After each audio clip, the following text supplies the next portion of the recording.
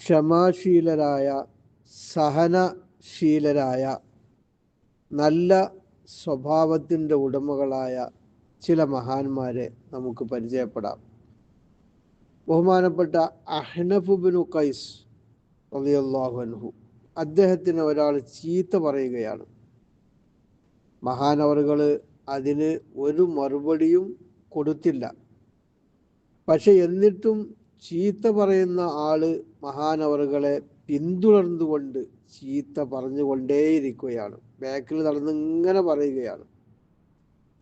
അങ്ങനെ അവരിങ്ങനെ നടന്നു ഈ ചീത്തയും പറഞ്ഞ് ഇദ്ദേഹം ഇത് കേട്ടിങ്ങനെ നടന്നു പോരുമ്പോൾ ബഹുമാനപ്പെട്ട മഹാന്റെ ഗോത്രക്കാരുടെ സമീപത്ത് എത്താനായി.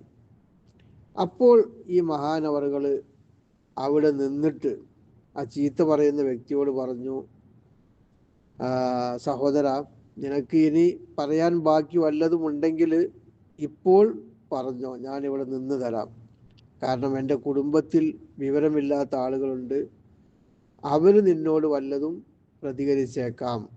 അതുകൊണ്ട് എന്തെങ്കിലും പറയാൻ ബാക്കിയുണ്ടെങ്കിൽ പറഞ്ഞുകൊള്ളുക, ഞാനിവിടെ നിൽക്കാം, നിനക്ക് ബുദ്ധിമുട്ട് വരാൻ ഞാൻ ഉദ്ദേശിക്കുന്നില്ല.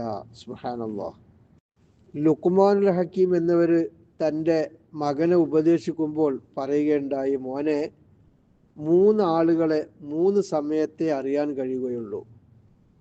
അതായത് സഹനശീലമുള്ളവനാണോ ക്ഷമാശീലനാണോ എന്നറിയണമെങ്കിൽ ദേഷ്യമുള്ള ടൈമിൽ മാത്രമേ അവരെ മനസ്സിലാക്കാൻ കഴിയുകയുള്ളൂ. അതുപോലെ ധീരനാണോ ഭീരുവാണോ എന്ന് അറിയുന്നത് യുദ്ധത്തിൻ്റെ ടൈമിൽ മാത്രമേ അറിയുകയുള്ളൂ.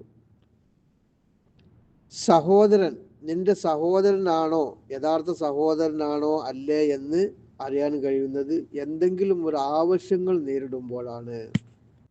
ജൂതന്മാരുടെ അരികിലൂടെ ഈസാ നബി അലൈഹി സ്വലാം നടന്നു പോയപ്പോൾ അവർ മഹാനവറുകളെ മോശമായ ചില ഭാഷകളെ കൊണ്ട് സംസാരിച്ചു. അപ്പോൾ ബഹുമാനപ്പെട്ട ഈസാ നബി അലൈഹി സ്വലാം അവർക്ക് മറുപടി നൽകിയത് നല്ല നല്ല വർത്തമാനം പറഞ്ഞുകൊണ്ടാണ്. അപ്പോൾ ചോദിക്കപ്പെട്ടു, അവർ നിങ്ങളെ മോശമായ നിലക്കാണല്ലോ നിങ്ങളോട് സംസാരിച്ചത്, പിന്നെ നിങ്ങൾ എന്തുകൊണ്ട് അവരോട് നല്ല നിലയിൽ സംസാരിച്ചു? അപ്പോൾ അദ്ദേഹം മറുപടി പറയുകയാണ്, കുല്ലുൻ യുൻഫിഖു മിമ്മാ ഇൻദഹ്. അതായത് എല്ലാവരും നൽകുന്നത് അവരുടെ കയ്യിൽ ഉള്ളത് എന്താണോ അതാണ്. സുബ്ഹാനല്ലാഹ്.